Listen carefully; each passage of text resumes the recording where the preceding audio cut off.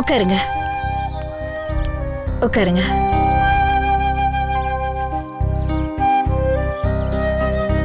ஏன்பா, எங்க கண்மணிக்கு உன்னால ஏற்கனவே ஏகப்பட்ட பிரச்சனை.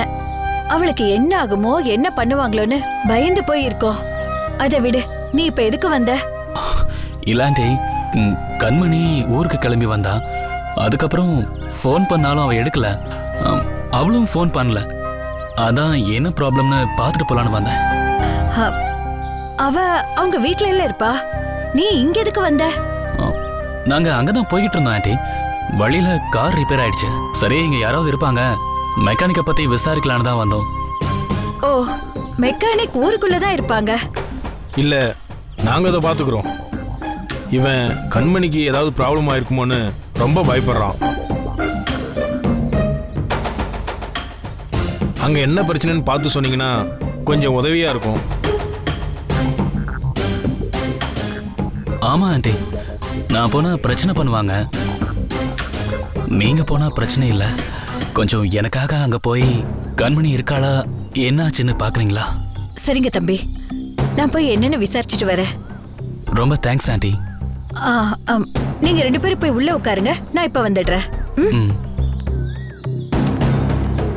மச்சான், நான் போய் மெக்கானிக் யாராவது கிடைக்கிறாங்களான்னு பார்த்துட்டு வந்துடுறேன். ஓகே மச்சான், சீக்கிரமா வந்துடுறேன். ஓகே.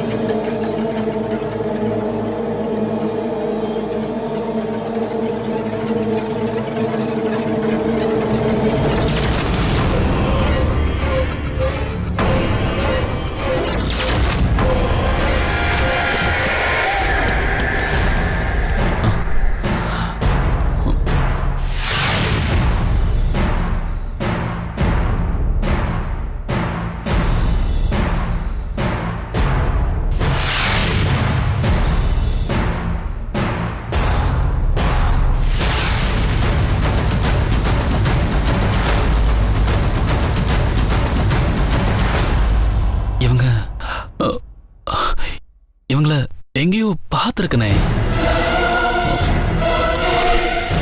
யார் இவங்க?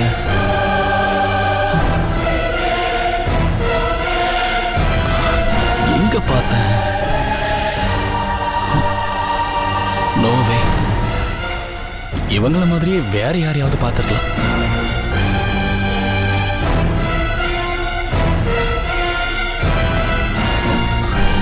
நாம இதுக்கு கன்ஃபியூஸ் ஆகணும். முதல்ல கிளம்பிடலாம்.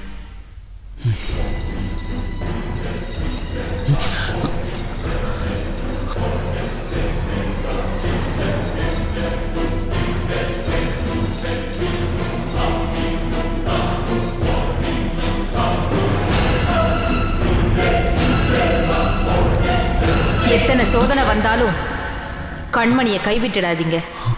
அவளுக்கு நீங்க, உங்களுக்கு அவ துணையா இருந்தா நினைச்சது நிறைவேறும். யாரும் பேசுறாங்க, அதுவும் கண்மணி பத்தி பேசுறாங்க. யாரா இருக்கும்? ஒருவேளை இல்யூஷனா இருக்குமோ? மை காட், மை காட், இங்க இருந்தா என்னென்னமோ நடக்குது.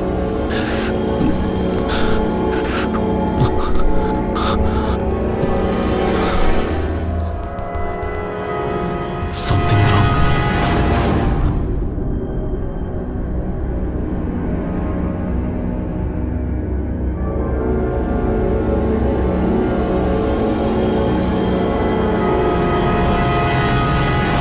யாருப்பா?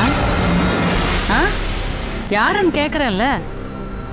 அவங்கெல்லாம் இல்ல, வெளியில போயிருக்கிறாங்க. யாரு?